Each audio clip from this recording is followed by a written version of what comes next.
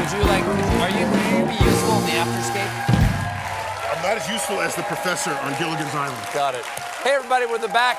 We're back with the star. We're back with the author. He's the star of everything he's in, but he's the author of Starry Messenger, Neil deGrasse Tyson.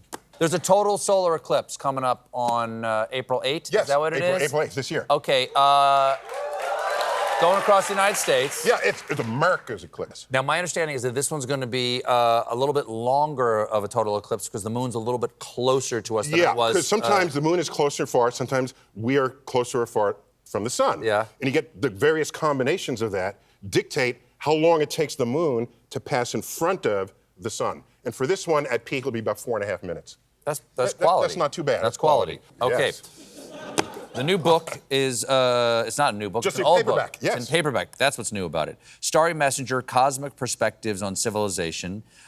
You say a cosmic perspective can help ease the political divide in the United States. Oh, yeah. How so, my friend? Well, so all the things we argue about over holiday meals, you know, when your weird aunts and uncles come by and everybody fights, Right. okay? Especially Thanksgiving. Right. So much of what we describe as the tropes of your opponent dissolve away on analysis. So you can't start this from either of those positions. You got to step above, a cosmic perspective, looking above. And then you realize, well, what's one trope? One would be liberals like heaping upon conservatives that they're anti-science, okay?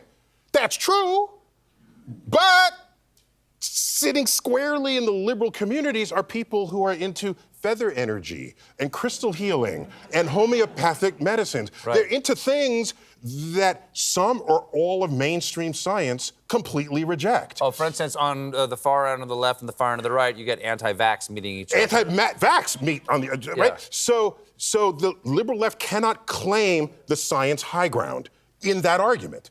So you're saying, well, you don't like science and we do. No, that's not how that works. And not only that, if you're conservative right, you say the liberals are taxing and we hate taxes. And then meanwhile, rank states by who receives the most tax money relative to what they pay. It's red states that voted red in 2020.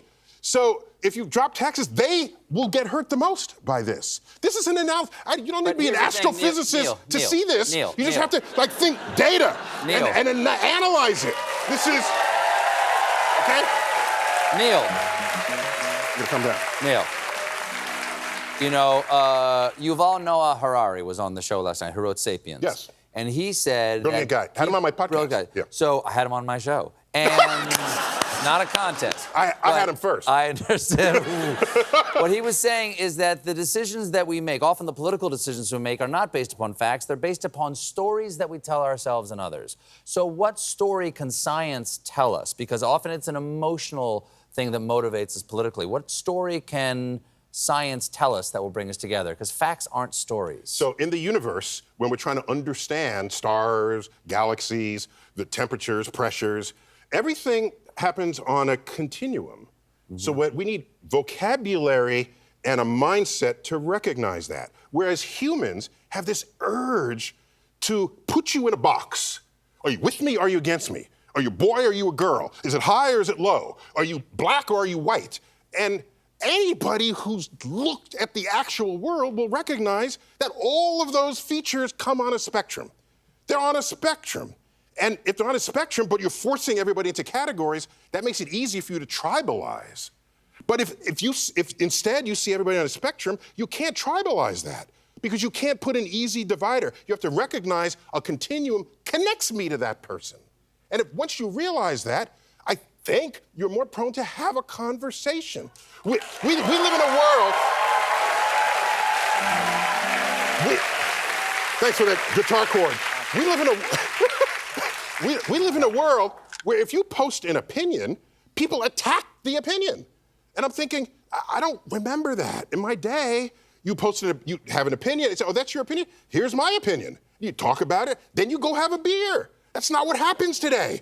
You post an opinion, it gets attacked by people who are angry that your opinion is not identical to theirs. And I'm thinking to myself, if they get their way, what kind of country does this become? If everyone has exactly the same opinion. That's not the country I grew up with. I don't think that's what our founding fathers had in mind. For e pluribus unum, for the many we have one.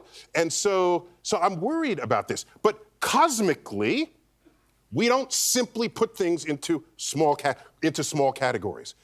Once we recognize the spectrum, it's like, yeah, we are one and the same. And I can't, no other way I can parse that. You parsed it perfectly, Neil. As always, Starry Messenger is available now in paperback. Neil deGrasse Tyson, everybody. We'll be right back with comedian Ariel Elias.